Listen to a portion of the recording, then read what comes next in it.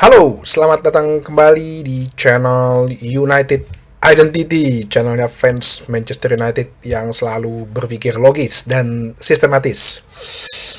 Eh Besok, nanti pagi ya, jadi pertandingan nih nggak ada henti-hentinya nih. Liga berhenti, ada yang namanya Nation Leagues. Habis itu ada juga setelah itu FIFA Club, World Club. Waduh, gak henti-hentinya FIFA dan UEFA ini memeras ya, menjadikan semua jadi tambang uang.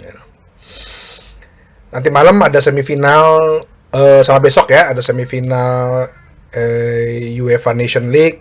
Jadi Jerman ketemu Portugal dan Prancis ketemu Spanyol. Wah, ini empat kekuatan Eropa yang lagi kencang-kencangnya, lagi bagus-bagusnya nih. Makanya semalam Bruno Fernandes di press conference dia sedikit cerita ya, walaupun dia bilang dia nggak suka pertanyaan itu gitu, bahwa kronologisnya Presiden Al Hilal dan telepon dia dari sebulan yang lalu memberikan penawaran gaji sekian yang bisa didapat sekian. Bruno Fernandes nanya ke Ruben Amorim, konsultasi, gue dapet tawaran nih dari Al Hilal ya, kalau bisa gue ambil sih keluarga gue udah kaya nih, mungkin tiga turunan lah, nggak 7 turunan ya, 3 turunan lah. Ruben Amorim dia bilang masih menginginkan dia, terus pihak klub pun juga masih membutuhkan, dan ternyata Manchester United itu nggak butuh untuk uang dari penjualan dia ya. Mungkin Manchester United akan mencari uang dari hal lain ya, dari spot yang lain, dari pos-pos yang lain. Nah, gitu dong ya, cari duit ya dari tempat lain. Ya kalau emang merasa bahwa ini kehilangan atau harus dapat duit berjual pemain, ya mungkin harus dilakukan. Tapi cari duit kan harusnya itu urusan klub kan, mencari duit di tempat lain gitu ya. Mau ngapain lah, entahlah kayak Barcelona jual rumput, jual bangku, ya sah-sah aja, jual naming right stadion gitu kan. Jadi Bruno Fernandes sih udah memberikan kepastian ya. Terus selain itu juga pertandingan UEFA Nation League besok juga akan ada penyisihan Piala Dunia, di mana Indonesia akan menjamu China ya, Republik Rakyat Tiongkok atau Republik China.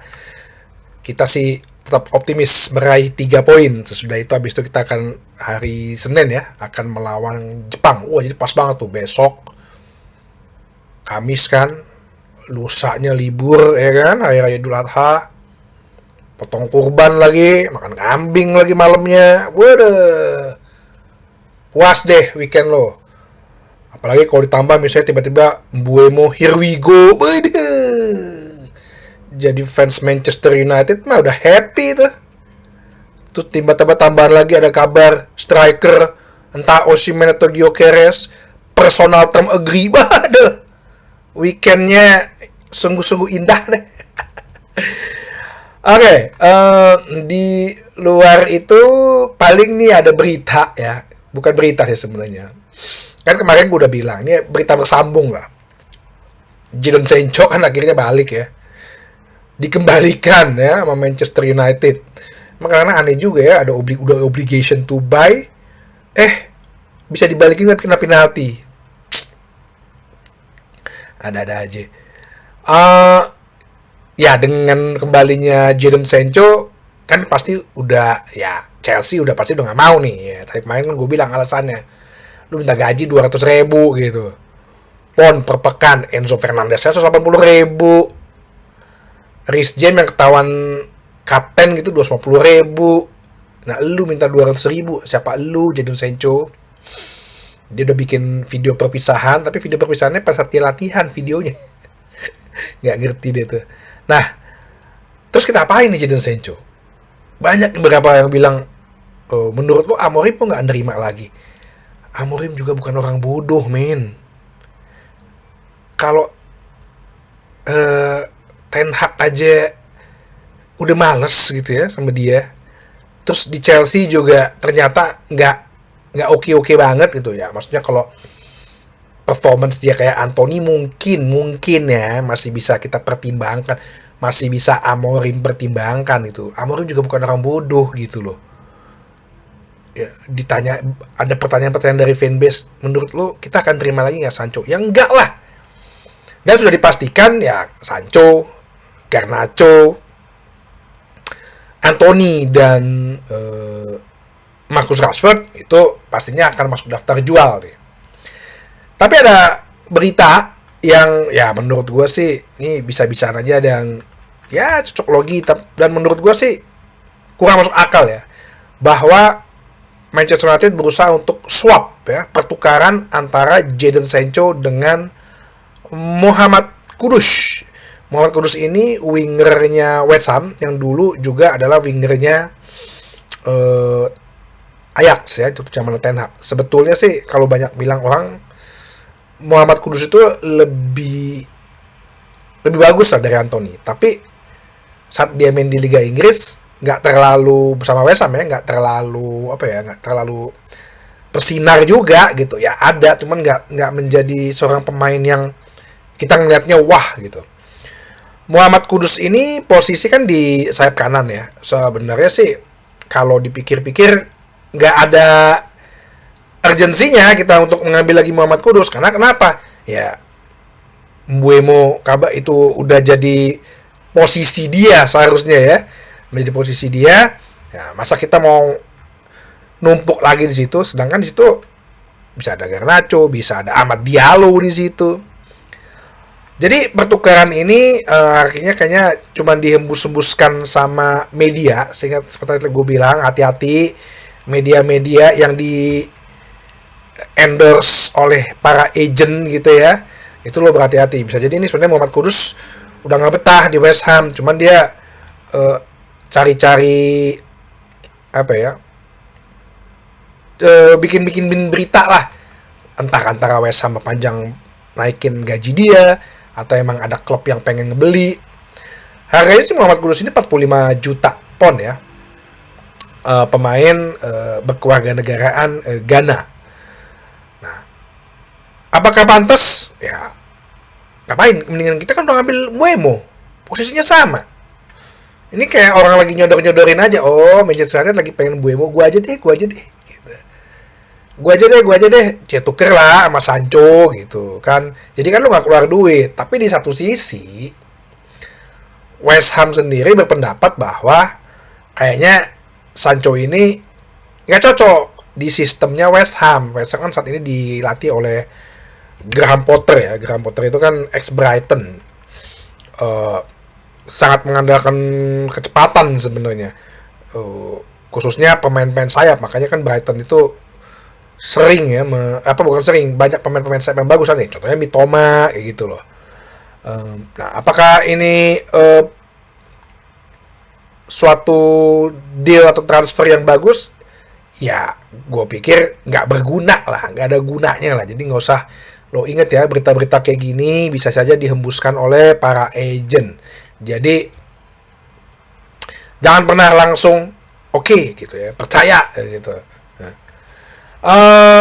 Jadi kalau gue pikir ini adalah hal yang sulit untuk dicapai, mendingan kita fokus ke Mbeumo.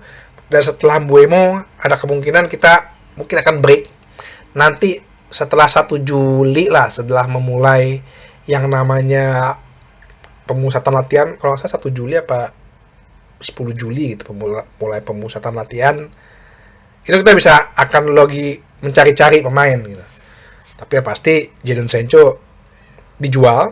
Ya gue kemarin bilang kan sebenarnya ada 14 nama yang maunya gue jual. Cuman kalau 4 bisa laku nih, ya bagus.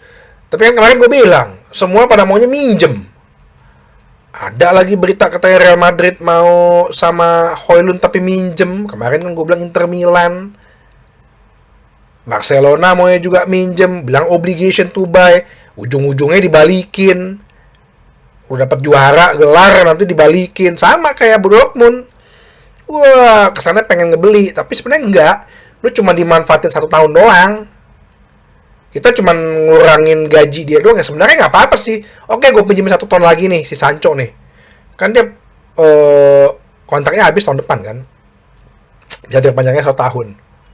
Ya udah, di di loan lagi, tapi kali ini gajinya, kalau Sancho ya gajinya full. Mau nggak mau juga, maunya gajinya bagi. Kok kenapa kita yang jadi terlalu baik ya? Kenapa jadi Manchester United jadi klub yang paling baik nih? Apakah director of negotiation yang nggak bisa jual pemain? Nah, ini juga mesti pertanyakan nih. Masa lo nggak bisa jual pemain sih seorang Manchester United? Terserah deh, skema pembayaran kan sekarang bisa cicil. Bisa ada terminologinya, mau setahun, mau 2 tahun, 2,5 tahun. Nggak harus lo langsung cash di depan, ya sehubungan dengan banyaknya kondisi keuangan beberapa klub sama aturan PSR itu kan, PSR dan FFP itu. Ya janganlah lo kita jadi kayak dimanfaatin orang. Lo kesannya kayak apa ya? Lo kalau di satu tongkrongan gitu ada anak orang kaya gitu, si A gitu, tapi suka diceng-cengin gitu, pakaiannya lah lusuh, pakaiannya jelek lah, mungkin orangnya nggak cakep gitu, pokoknya paling suka dibully deh. Tapi teman-teman tongkrongannya kayaknya manfaatin dia, dikit-dikit pinjam mobil dong, pinjam duit dong, ya kan kita nggak mau kayak gitu ya. Peratnya sebagai Manchester United di mana? Oke, jadi kita tunggu aja kabar transfer lain. Tapi kalau pertukaran Muhammad Kudus dan Sancho, gue mikirnya sih itu nggak perlu diseriusin.